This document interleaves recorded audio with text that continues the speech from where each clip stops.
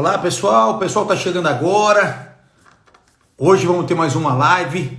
Hoje com o professor Leone Pereira. O professor Leone Pereira, além de ser um exímio professor, escritor, de uma capacidade ímpar, que vai nos ajudar muito a entender essa questão referente ao direito do trabalho. Daqui a pouco o professor Leone Pereira com a gente.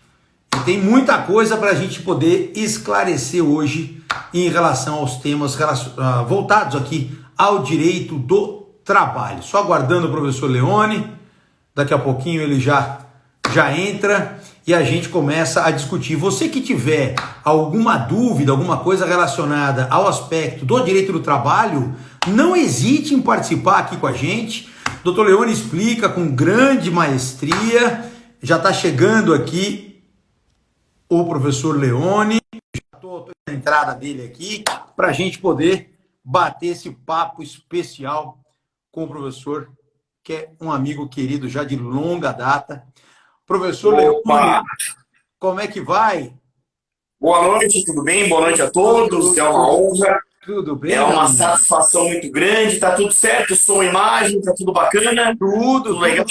Tudo tranquilo. O pessoal ansioso aqui aguardando a sua chegada, para a gente poder comentar algumas coisas aí importantes. Aliás, Leone, eu digo a você o seguinte, meu amigo, essa questão trabalhista ganhou uma conotação extremamente importante nessa época de pandemia, não? Exato. Então, primeiro, uma vez, boa noite a todos, meu amigo Pantaleão. É uma honra e um prazer muito grande participar aqui, né? Imagina, mas sempre que a gente não se vê presencialmente, né, nessa correria. É verdade. Mas você vê que todo momento difícil, de crise, traz aspectos positivos. Quer dizer, ao mesmo tempo, ficou mais fácil marcarmos lives assim. Quer dizer, quando que naquela correria que a gente estava, escritório, imagina esse horário marcando live. Que isso? Não tem como aquelas na pauleira da sala de aula, pensa. É verdade. Aulas presenciais e tudo mais, e acabam realmente tomando muito tempo em relação a isso. Agora, Leone, meu amigo, eu quero aproveitar a sua experiência toda nessa área do direito do trabalho para a gente poder esclarecer alguns pontos que são extremamente importantes. Eu até separei aqui alguns para a gente poder conversar, sem prejuízo das sugestões dos nossos amigos aqui que nos acompanham. Imagina. Mas eu queria começar entendendo com você o seguinte, vamos lá. Uma época absolutamente inusitada, uma época que não esperávamos passar, não tínhamos ideia e também não estávamos preparados para isso. Aí, automaticamente, o governo começa a vir com medida provisória para poder restabelecer, ou estabelecer, melhor dizendo, uma sistemática nova em relação a essa ligação profissional entre funcionário e empresa e daí por diante. Hoje eu posso dizer que a principal medida que está em curso ainda é a medida provisória 927? Olha, bom, primeiro só fazer uma pergunta excelente, eu quero fazer só uma introdução com um texto que eu recebi do Mário Sérgio Cortella, né? E ele falou algo que eu gosto muito de falar nas minhas lives. Sim.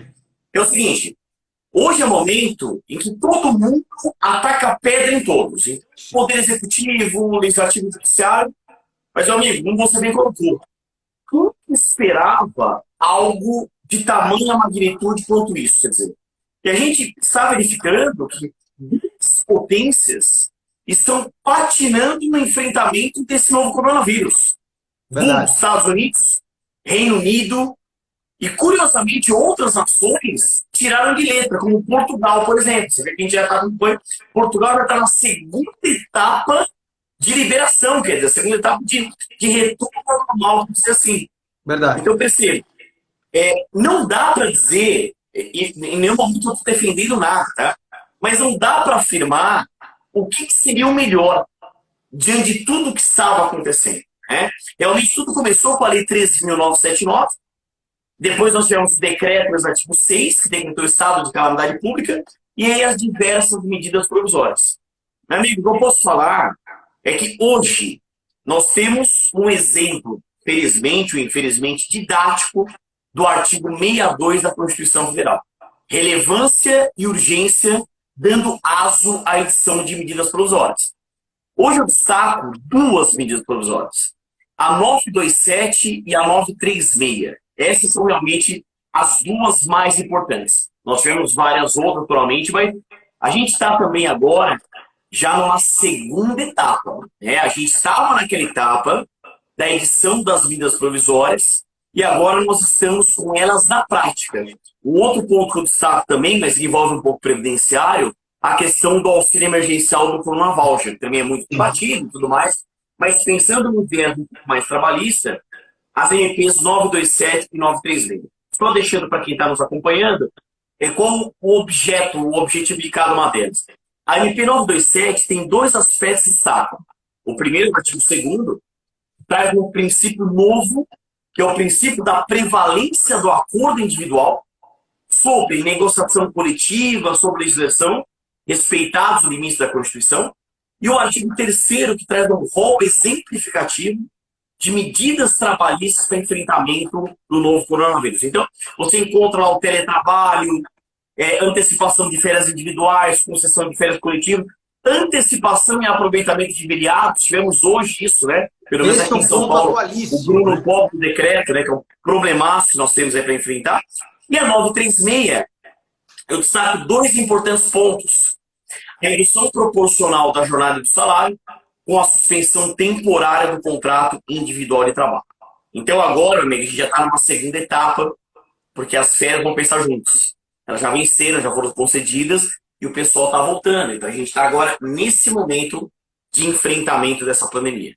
Agora, Leone, eu quero aproveitar até uma dica que você deu aqui, um aspecto que você comentou em relação a essa antecipação de feriado. Eu vou criar uma situação aqui hipotética para você me ajudar a raciocinar e ajudar os nossos amigos aqui também. Imagine a seguinte situação.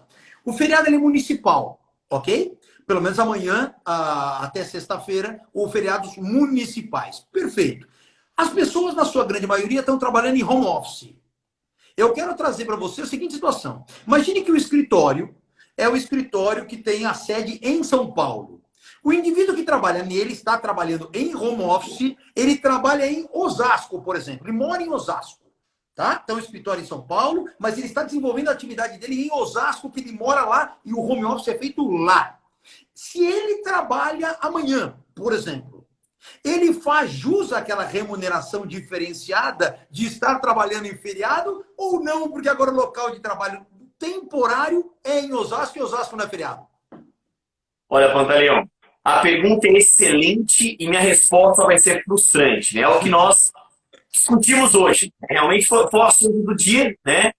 E a gente tem N interpretações. Primeiro que a gente tem como grande critério trabalhista, que não é o mesmo do direito penal, por exemplo, do processo penal, mas para nós é o local de prestação de serviço. Né? Tudo a gente parte e a gente começa a pensar do local de prestação de serviços. Então você imagina já a questão do feriado de ser municipal e um problema desse. Escritório num local, mas local de prestação de serviço em outro local. Então, em tese, em princípio, o que manda é o local de prestação de serviço. Bom, esse é o ponto, mas já adianto, já não é passivo. Outro ponto, a interpretação clássica do direito do trabalho é que feriado é uma hipótese de interrupção do contrato individual de trabalho. O que é isso? Nós temos algumas características. A manutenção do vínculo empregatício, o empregado não presta serviços, paga salário, computa o período no tempo de serviço e recolhe o fundo de garantia. Então, a partir do momento, a meu ver, que o escritório está exigindo trabalho num local em que houve feriado, partindo daquela outra discussão, essa exigência ela é irregular. Então, ela pode levar, além do pagamento em dobro por se trabalhar em feriado, isso é muito comum, e não é só isso. É o que eu falei para a cliente. O pessoal está esquecendo das consequências administrativas. Fiscalização dos auditores fiscais do trabalho, dos procuradores do trabalho, as infrações administrativas, multas, autos de infração. Então, ou seja, eu não sei se a melhor medida nesse momento foi a decretação desse feriadão. Porque eu estava acompanhando, inclusive agora, antes de entrar na live, desculpa a expressão, o salseiro que está, porque cada município tem um entendimento diferente. E nós, respeitando a decisão do Supremo Tribunal Federal, que compete a cada estado, a cada município, definir situações peculiares específicas. Então, minha opinião, isso vai gerar diversos problemas e, mais uma vez, diversas ações trabalhistas com desconto das. Porque não adianta.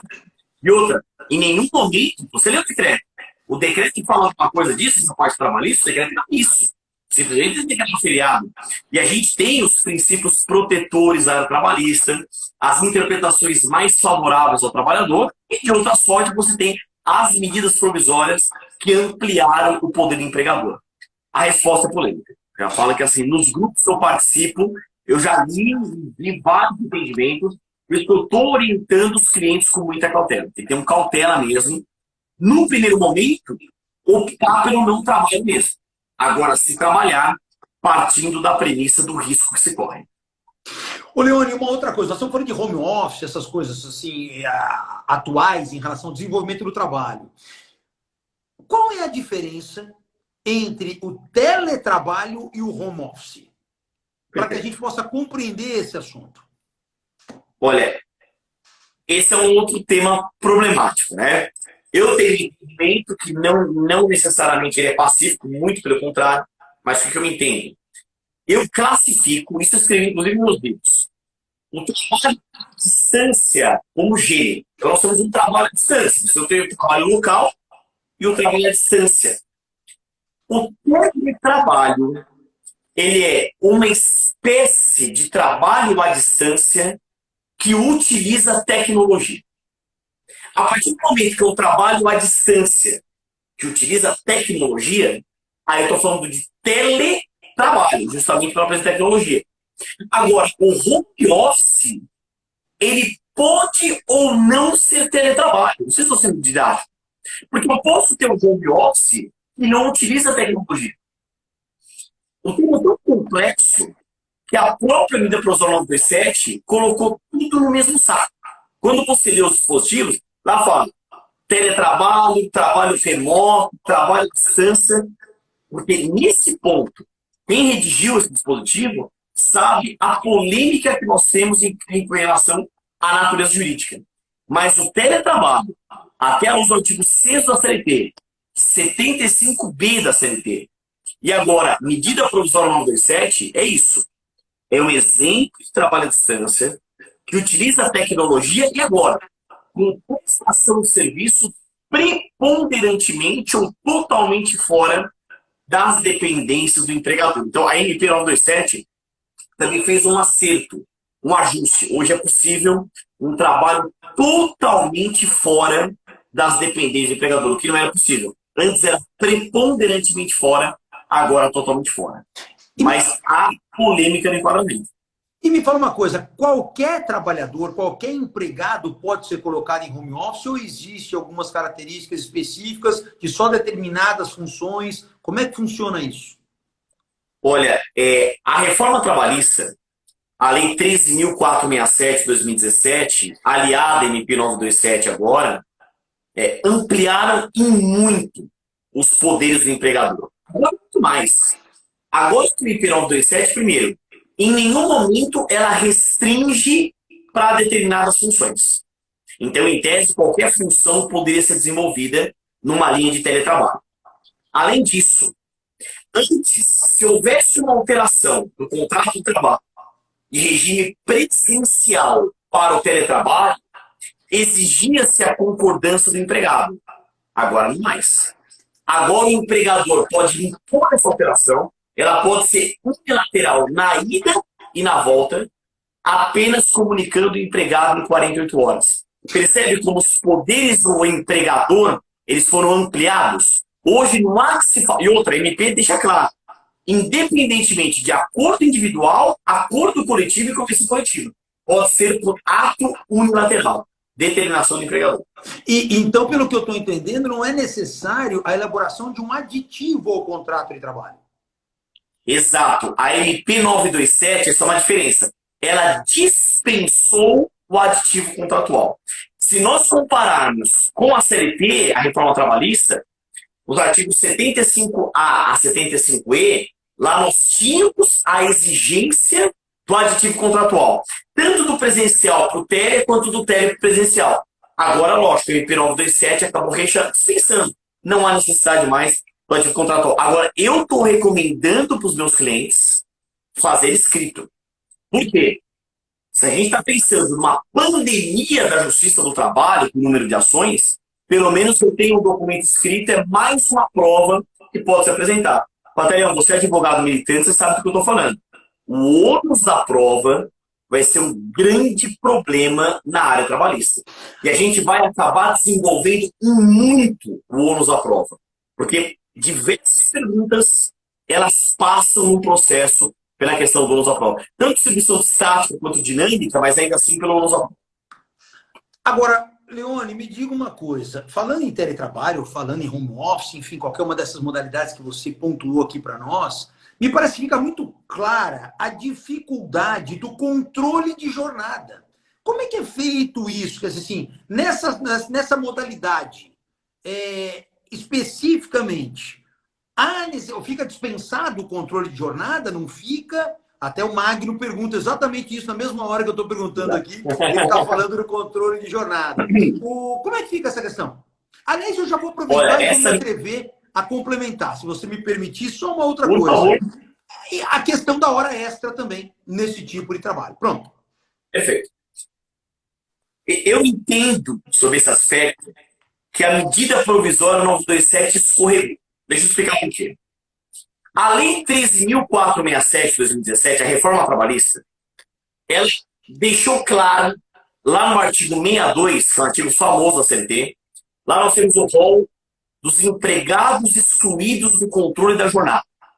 Ou seja, são empregados que, pela lei, não têm direito à hora extra, à proteção do trabalho noturno, a intervalos interjornadas ou mesmo intrajornadas. Tudo bem. A MP 927 corroborou isso. Então, os teletrabalhadores, pelo comecinho da MP lá, continuam sendo empregados excluídos do controle da jornada. Muito bem. Só que na prática, e eu tive já no escritório, Pantaleão, dos dois lados, tá? Que se na prática o empregado comprovasse o controle da jornada, exemplo, login, logoff, envio de e-mails, WhatsApp, a gente estava conseguindo algumas condenações empresariais, porque se na prática o empregador controla a jornada, é porque há um controle de jornada. E aí, portanto, o empregado faz jus, horas, etc. Só que a MP 927, ela, quando disciplinou o teletrabalho, ela trouxe uma situação de comodato, de empréstimo de bens, mas ela disse lá que é possível considerar como tempo à disposição do empregador. O que muitos advogados vão utilizar esse argumento para sustentar o controle da jornada. Em outras palavras, tendencialmente, os teletrabalhadores são empregados excluídos do controle da jornada. Mas é possível, na militância prática, se brigar por esses direitos. O que eu estou recomendando na prática? Empregados que já pensam nisso, é assim, tentar provar de uma forma, né? Login, logoff, lógico, vamos à prova, por foto, por mensagens, por WhatsApp. E nós já temos estudo já nesse sentido. Que muitos trabalhadores estão trabalhando mais ou muito mais do que trabalhavam no âmbito presencial. Especialmente, né, o trabalho intelectual, trabalho, né, trabalho que exige uma demanda de pensamento, de raciocínio.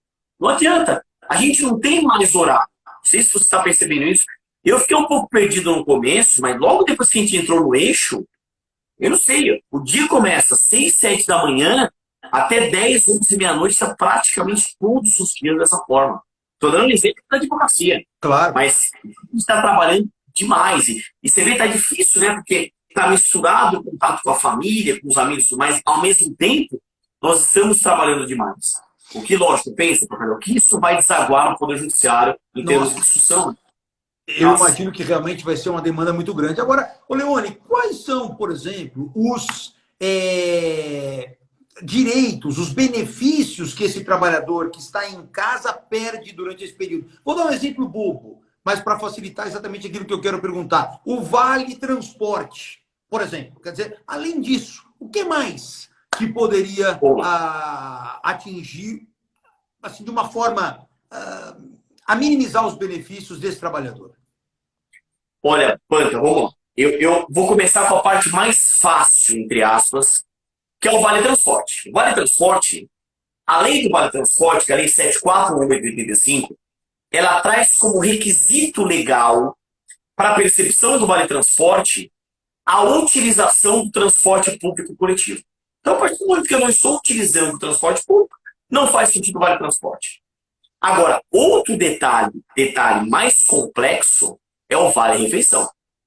O Vale Refeição tem problema, porque você tem duas grandes correntes. Há quem defenda que o Vale Refeição é uma vantagem que foi incorporada no salário, que foi incorporada no contrato. Então, pelo princípio da condição mais benéfica ou cláusula mais vantajosa, não é que está trabalhando em home office que eu posso retirar o Vale Refeição. Já outros entendem que não. Se a gente olha a reforma trabalhista e a MP 927, lá está claro que os direitos e os deveres do teletrabalho serão definidos em contrato escrito. A partir do momento que não há contrato escrito, ou melhor dizendo, há contrato escrito, mas com poucas cláusulas, qual vai ser a defesa das empresas? Não tivemos o contrato, ou o contrato é enxuto. E disso eu puxo para outras discussões. O mesmo raciocínio vale, Planta. Olha só. Estamos em casa, então aumentando despesas com alimentação, com internet, com água, com luz, com...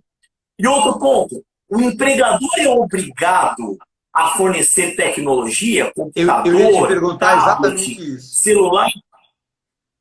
Desde a reforma trabalhista, e a MP confirmou isso, a ideia é clara. Direitos e deveres deverão ser definidos em contrato escrito. E nós temos o princípio básico da legalidade.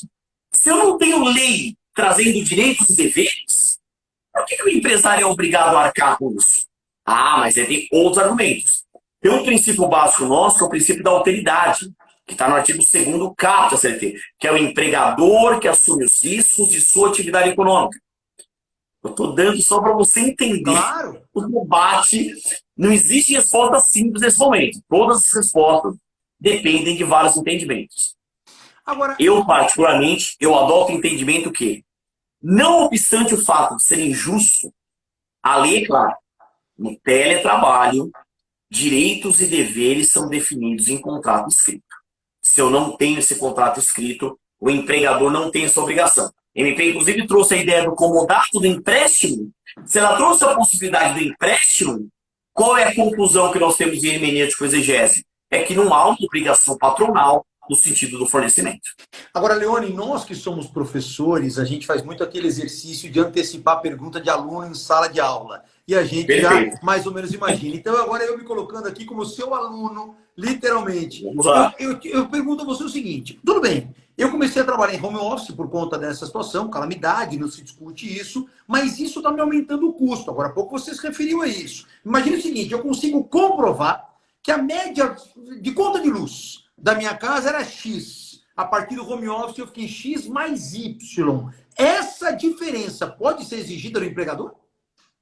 Eu entendo que sim. Como eu disse, há quem defenda que o empregador assume os riscos disso. Então, se ele assume os riscos da atividade econômica, o incremento dessas despesas deverá ser arcado pelo empregador. Já uma outra corrente fala que não. Fala que, como eu disse, direitos e deveres são definidos em contrato escrito. Portanto, se não houve o contrato escrito, ou até houve, mas ele bem enxuto, não há essa obrigação. Natália, isso vai desaguar muito na justiça do trabalho. Pode ter certeza. Agora é uma tese pronta, uma tese que vai ser ventilada. E outro ponto que eu levantar aqui. Qual que é a defesa? Eu advogo para os dois lados, tá? Qual a defesa básica que a gente vai utilizar? Você já deve ter ouvido falar, embora um exímio conhecedor da área penal, mas já ouviu isso. Força maior. Sim. A própria MP 927, ela diz que a situação do coronavírus é uma hipótese de força maior. E a CLT, nos artigos 500 e 804, exclui responsabilidade pela força maior ou minora a responsabilidade. Então a gente vai ligar para o de eventualidade. Caso Vossa Excelência entenda que há algum tipo de responsabilidade, que seja reconhecida a força maior. por se tratar de uma pandemia que afetou o mundo inteiro. Ou seja, esse papo vai longe, vai ter recurso, a gente vai entrar com recurso ordinário, a gente vai subir a questão. Ou seja, são anos e anos de muito debate. Agora, isso gera realmente umas questões assim interessantes, né? Por exemplo, imagine que futuramente esse empregado, ele ou seja demitido, ou peça demissão, enfim, alguma dessas hipóteses. Em relação à verba rescisória, por exemplo, poderia ser descontado os dias não trabalhados e não compensados, algo do gênero? Eu, particularmente, eu entendo que sim. Né? Eu acho assim, de novo, você pode ir numa linha mais benéfica no sentido de que o empregador tem que arcar com tudo como se uma situação normal fosse, porque ele assume o risco da atividade econômica. Mas, à luz das MPs e à luz até de regras decorrentes da reforma trabalhista, quando a gente já estava numa linha no ordenamento justo trabalhista vigente de uma mitigação, inclusive das verbas acessórias. Né? A gente já tinha hipóteses de pagamento pela metade, a criação da extinção do contrato por mútuo acordo ou por distrato. Então, numa linha defensiva, a gente vai vir nessa linha da mitigação. Dia não trabalhado para ser descontado ou dia não compensado para ser abatido. Só que qual é o problema? A primeira lei que deu origem a tudo isso, que foi a lei 13.979, 6 de fevereiro de 2020, lá no artigo 3º, parágrafo 3º, ela diz o seguinte, que a falta do trabalhador relacionada ao coronavírus é uma falta justificada. Portanto, uma hipótese de interrupção do contrato de trabalho. Ou seja, eu estou trazendo para você, elas mesmas apresentam contradições nelas mesmas. Então, a gente tem hoje um verdadeiro vademecum do coronavírus. Para quem está nos acompanhando, não sei se você já foi isso, vai lá no site do Planalto, nós temos legislação, nós temos uma pasta sobre o Covid. Mais de 50 diplomas normativos que já foram editados à luz do coronavírus. Ou seja, é um vademecum do coronavírus. É realmente... Você comentou agora a questão de apresentar lá um atestado, tá contaminado pelo coronavírus, aí já me ocorreu uma outra situação aqui. Imagine que ele apresente o atestado de afastamento exatamente por isso, por ter sido infectado pelo Covid-19, pelo coronavírus, como preferirem. Este afastamento, ele é considerado ocupacional?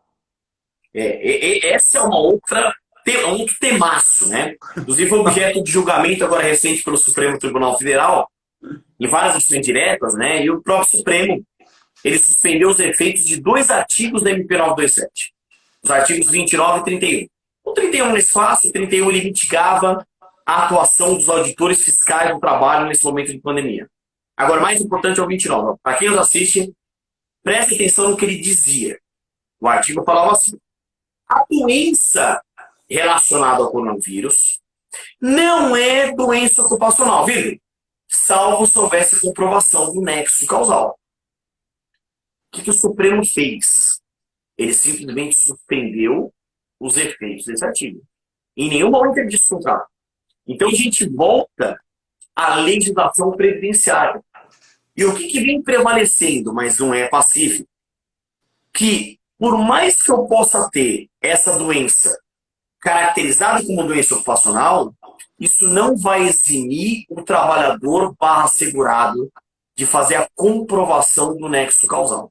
Ele vai ter que comprovar que aquela atividade era relacionada ao trabalho. Eu vou dar 2 exemplos do meu escritório, sem citar nomes, mas só para você entender a diferença. Okay. Primeiro exemplo. Entrou um caso no escritório de uma enfermeira de um hospital famoso aqui de São Paulo, que eu não posso falar o nome, e ela comprovadamente trabalhou com pacientes infectados com Covid-19.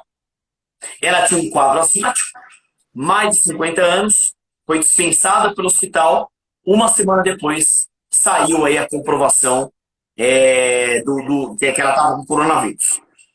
Você entende que para mim vai ser um pouco mais fácil provar a doença ocupacional. Outra situação é uma multinacional que eu estou atendendo que trabalha no ramo de alimentos. E os alimentos não pararam. E aí os empregados estão apresentando atestado, etc., dizendo que é a doença ocupacional. Já fica um pouco mais fácil defender a empresa. Porque você entende? Quem me garante que ele pegou a doença em decorrência da atividade? Sendo que aqui em São Paulo, o nosso índice de isolamento é um dos mais baixos do Brasil. A gente está abaixo de 50%.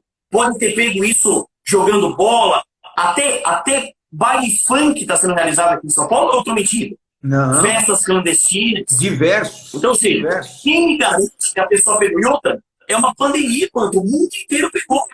Então, você entende que, assim, vai de novo passar pela questão do uso à prova. Mas vocês são didáticos nos dois exemplos, que Não, é um perfeito. bem diferente do outro, né? Bem diferente do outro. Perfeito, não tenha dúvida nenhuma. Agora, Leone, me diga uma coisa, para a sua experiência, o que você viu que foi mais implementado pelas empresas? Demissões, certo? Aliás, existiu um caso, olha, me lembrei disso agora aqui falando com você. Saiu a notícia de que na semana passada, final da semana passada, o Fogo de Chão demitiu 690 pessoas e pediu para que eles fossem pleitear as verbas decisórias do governo. Tá certo? Quer dizer, onde é que existiria um amparo para isso, se é que existe? É assim, vamos lá. Então, ferramentas utilizadas, e aí eu falo isso desde o começo, e repito, é óbvio que o mais importante nesse momento é a preservação da vida e da saúde das pessoas. Isso é questionável. São cláusulas férreas, tudo bem. Só que eu tenho que ter preocupações econômicas financeiras também. Entre aspas, é muito fácil ouvir gente falando, fica em casa, fica em casa. Não é bem assim. Eu sempre digo, fica em casa. Né? Fica em casa, fica em casa. Não é simples assim. Entende? Não tem como. Ainda mais diante de uma desigualdade abissal como nós temos no Brasil. Exatamente. Então não é simples assim. Muito bem. E aí, o governo, eu falo com todo respeito, mas é verdade, ele ainda não promoveu o que as empresas esperam, que são os incentivos, as isenções e imunidades, pouco importa o nome, no âmbito tributário. O que o empresário espera é o alívio tributário e previdenciário, especialmente tributário. E eu pergunto, as empresas tiveram isso até esse momento? De forma nenhuma. Então a gente está esperando da parte da União, estados, municípios, essa questão tributária. Muito bem, mas voltando ao assunto. As empresas muitas acabaram dispensando, outras, pela insegurança jurídica, não optaram pelo acordo individual e dispensaram também, mas ferramentas muito utilizadas quanto teletrabalho, questão de férias individuais e coletivas, a redução proporcional da jornada de salário e a suspensão temporária do contrato de trabalho. Agora, em relação à responsabilização do governo, há uma tese polêmica que vem sendo ventilada. Eu até tenho um vídeo no canal no YouTube, eu gravei quase 50 minutos falando sobre isso. Que é a questão da teoria do factum principis. Que foi o que alegou o Fogo de Chão. 486 da CLT. Oi? Que foi o que alegou, salvo engano, o Fogo de Chão, não foi isso? Exato, a teoria do factum principis. Tem um artigo lá no 486 da CLT que diz que, em resumo, se houver um encerramento das atividades por um ato governamental, o governo responde por isso. É um artigo antigo, tá? A gente usava como exemplo didático. Imagina que, planta, você tem uma padaria e aí o governo determina, vamos dizer assim, a sua padaria porque vai construir um metrô no local. Né? Então você tem que fechar a sua padaria, ela vai ser desapropriada, que eu já falei para você, ela vai ser desapropriada no sentido da construção de um metrô no local. O governo indeniza. Ok, foi um ato governamental, determinou. Mas a gente não tinha discussão à luz do coronavírus. Então o debate é, isso é um quadro como teoria do factum principis ou um quadro como caso de força maior? Eu conversei com diversos procuradores do estado, do município, conversei com grandes especialistas do direito administrativo e eles entendem majoritariamente que não é factum principis. Eles entendem que é força maior, tanto que é o que eles vão alegar nas futuras responsabilizações do Estado lato sensu em relação a esse ponto, a esse assunto. Então, não sei se a posição majoritária vai ser o factum principis. Acredito eu que no frigir dos ovos eles vão enquadrar mesmo na força maior, até porque a própria MP 927 ela enquadra na força maior. Agora, Leone, duas questões aqui que me surgem até por solicitações que eu vou recebendo aqui, pessoas mandando mensagens para mim, para eu indagar você, que são pessoas aí que admiram você também e querem saber sua posição. Uma é até engraçada sobre alguns aspectos, mas ela tem um pano de fundo bastante importante. Estamos falando de home office, estamos falando de pessoas que estão trabalhando em casa. Essa pessoa vai almoçar, enfim, alguma coisa do tipo, e sei lá, se acidenta em casa, se queima no fogão. Acidente no trabalho? Não. Como delimitar isso? Olha, vamos lá.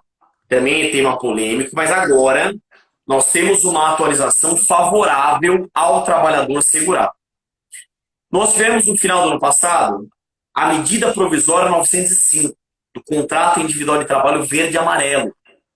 E ela realmente tinha excluído o acidente de percurso, o acidente de trajeto. Embora o acidente no intervalo entre a jornada ainda era acidente de trabalho. Mas agora nós tivemos uma das MPs, a MP 955, revogou expressamente a MP 905. Portanto, o contrato verde e amarelo não existe mais. E, portanto, o acidente de trabalho em Chile ele voltou a existir. Então, perceba que a caracterização do acidente de trabalho voltou a ser a ordem do dia nessa questão de trajetos e intervalos.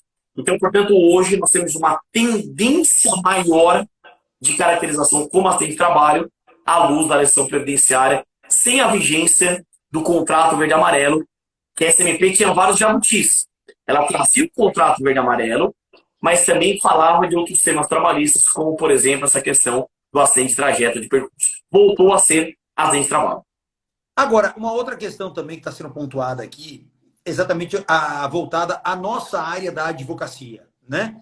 E aqui as pessoas pontuam um aspecto que é relativamente interessante, sem dúvida alguma. Porque nós temos aquele dispositivo legal, dispositivo constitucional, perdão, de que o advogado é essencial à administração da justiça. Ponto.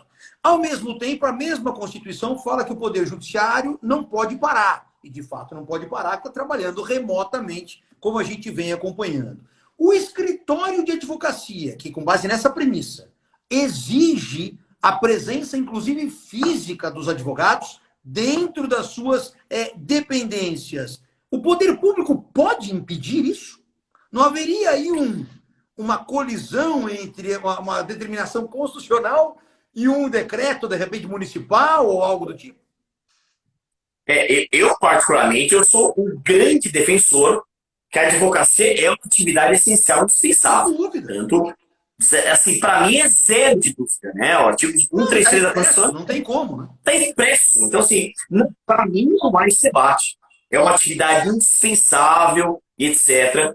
E a partir do momento que a Constituição traz essa determinação, isso, a meu ver, não ficaria a critério de estados ou de municípios, até porque todos estão subservientes aos mandamentos constitucionais.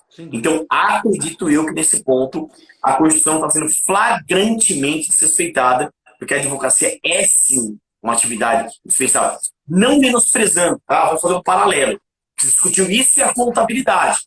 A contabilidade tem essa força constitucional. Entende ou não? Claro. É uma atividade muito importante, mas eu não tenho um artigo na Constituição. O contador é indispensável. Eu não tenho. Mas eu tenho na Constituição que a advocacia é indispensável à administração da justiça. Portanto, é uma atividade indubitavelmente essencial, a meu ver. E, Leone, me diga uma coisa, até para a gente já começar a encaminhar para o nosso encerramento, que eu também não quero cansá-lo, você tem aí tantas atividades. Me diga uma coisa, qual que é o seu prognóstico para o futuro, pós-pandemia, em relação à justiça do trabalho? Sabemos que vai ser uma demanda gigantesca, mas eu queria ouvir de você especificamente. Olha, vamos lá. Não é momento de piada, naturalmente, mas existe uma que a gente vem falando nos grupos trabalhistas. O coronavírus resgatou a área trabalhista.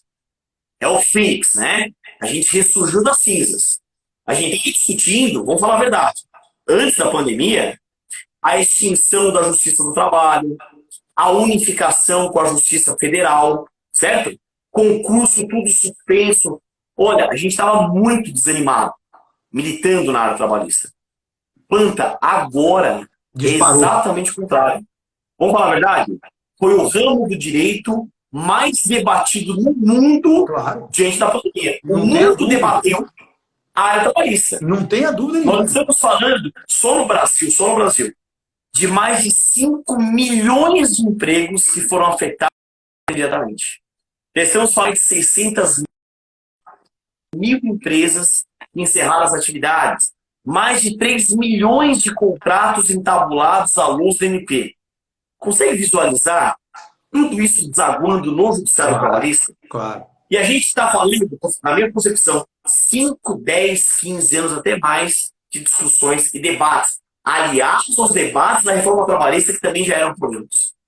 Tanto é verdade que o judiciário trabalhista está extremamente preocupado, né? A gente está falando dos bastidores, dos juízes que passaram no concurso sem, que nós estamos querendo dar posse para eles, a volta de concurso, ou seja, vai estar uma área muito aquecida, né? E não é nem por mal ponderar o governo, nada disso, mas a gente vai precisar de uma justiça do trabalho muito atuante, que vai trabalhar muito nesse período. E a advocacia trabalhista está muito urgente, ela sempre foi, mas ela voltou. É duro estar falando isso, Planta, mas assim, vírus, a gente voltou, sabe, deu uma eletricidade na gente. A gente voltou a debater a área, discutir. E, poxa, é duro estar falando isso, mas deu vida para a área trabalhista. Eu até comento, além da área trabalhista, que sem dúvida nenhuma é a mais assim, em evidência hoje, por conta disso tudo que você comentou, mas também o direito empresarial, infelizmente, na parte de recuperação judicial e falência. É a dúvida. É a dúvida. Isso Isso com certeza. Vai ser E não adianta. complicado. Quanto mais problemas a sociedade apresenta, maiores as demandas para a advocacia e, naturalmente, desaguando no Poder Judiciário. Então, é uma área, assim, que realmente é uma área muito promissora, uma área que a gente vai debater, vai discutir. E outra, depois nós teremos um direito de transição, um retorno, com novas atualizações, novas MPs.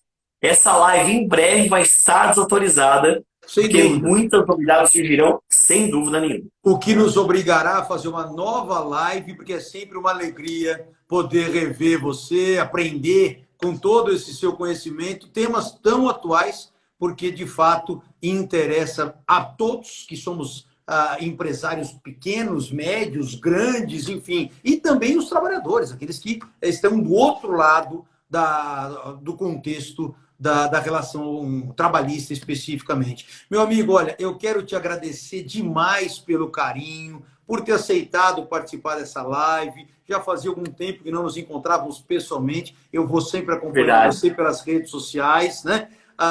Mas, olha, uma alegria enorme. Quero agradecer a todo mundo que também nos acompanhou aqui durante todo esse período. Uma audiência grande. Os elogios aí você recebendo absolutamente merecidos. E, mais uma vez, obrigado, viu? Olha, meu amigo, agradeço. Foi um prazer, uma honra muito grande. Felicidade de estar se encontrando, porque virtualmente estamos nos encontrando. Estou com saudade, vamos ver se a gente marca depois tomar aquele café presencial, ainda que com máscara, com álcool em gel, com bolha, com o que for, mas a gente vai voltar a ter um contato presencial sem dúvida nenhuma.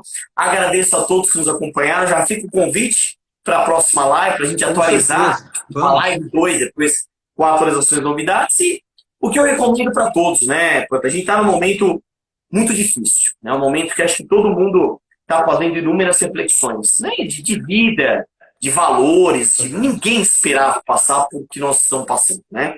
Então é natural bater um desânimo, bater uma tristeza muitas vezes, mas a gente precisa ocupar a cabeça, acho que a gente precisa criar uma rotina, tentar ter paciência que tudo isso vai passar.